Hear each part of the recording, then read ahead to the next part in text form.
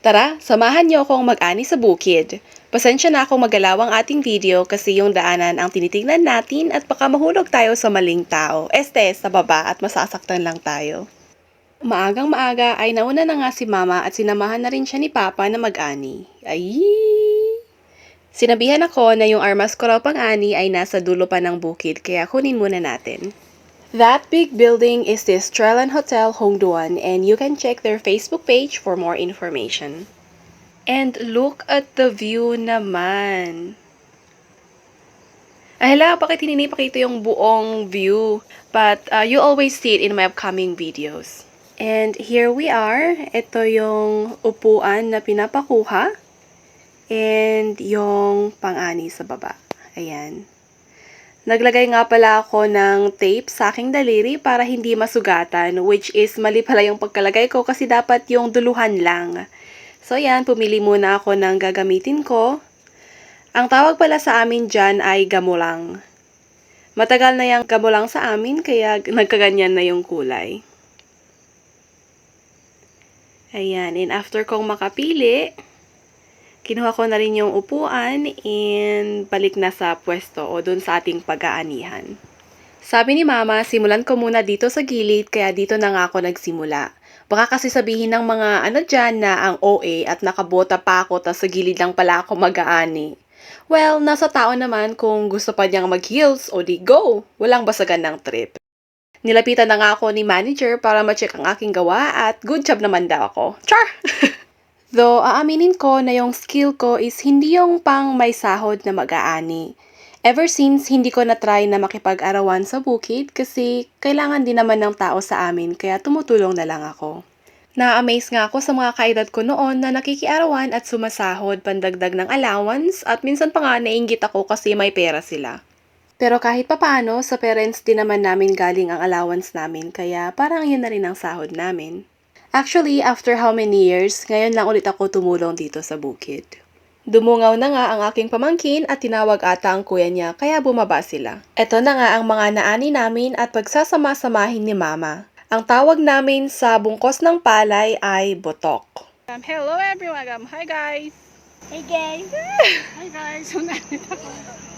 Yan ang mga makukulit kong pamangkin at bubungkusin na nga ni Mama gamit ang straw. Hindi straw ang gamit talaga namin dati kasi meron yung talagang ginagamit dyan. Dapat with force ang pagkakabungkos para hindi madaling bumitaw. Hindi rin talaga ganyan ang pagputol sa dayami ba ang tawag dyan. Basta yung pinuputol ni Mama pero dahil sa hindi gaanong matalas ang kanyang gamulang ay yung matalas na maliit na kutsilyo ang ginamit niya. Para sa video, nirequest kong gawin niya yun. May tawag dun na hanggang ngayon ay hindi ko kayang gawin. Masakit kaya yun sa palad. Sinubukan kong gawin pero ang pangit ng pagkakagawa ko at hindi ko na natapos kaya pinatapos ko na kay Mama.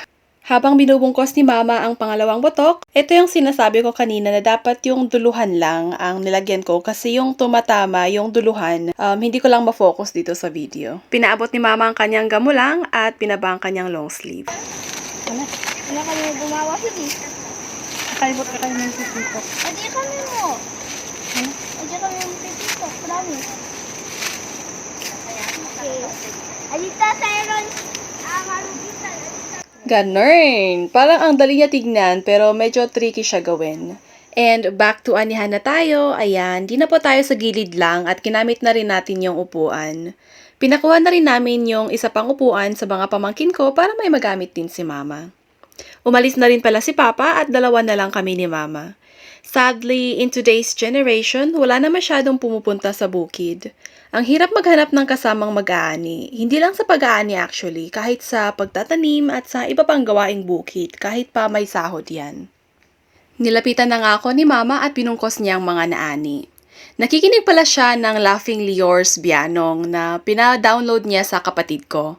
Naalala ko noon nung wala pang mga cellphone na radyo ang gamit namin at isa nga ito sa mga pinapakinggan namin kahit hindi ko naman talaga intindi ang Ilocano. Sabi ni Mama sa pakikinig daw niya ng mga ganitong drama Ilocano na doon siya natutong mag-Ilocano. Ang dami kong ang tanong sa kanya ng mga Ilocano words na hindi ko naiintindihan habang nakikinig kami at natatawa na lang ako na yun lang pala yung ibig sabihin. Ni ultimo kasangay, ganyan. Doon ko lang nalaman dyan nung nag-aani kami. Hindi lang pala kami ni Mama ang naiwan kasi andito pa rin yung mga pamangkin ko. Pero andun sila naglalaro sa may mga isda. At sinasaway naman ni Mama pero di sila nakikinig hanggang sa madulas na nga yung isa. Kaya nabasa ang damit at ayun na nga, nag-all-in na sila sa paglalaro sa palayan. Ang sarap talaga maging bata, no? Kahit papaano, na-experience naman ng mga pamangkin namin ang paglalaro sa bukid. Iniwan ko lang pala ang phone ko na nagbi-video hanggang sa nalobat na, kaya hindi na na-video lahat. Pero after a few hours lang, umulan na, kaya umuwi na lang kami.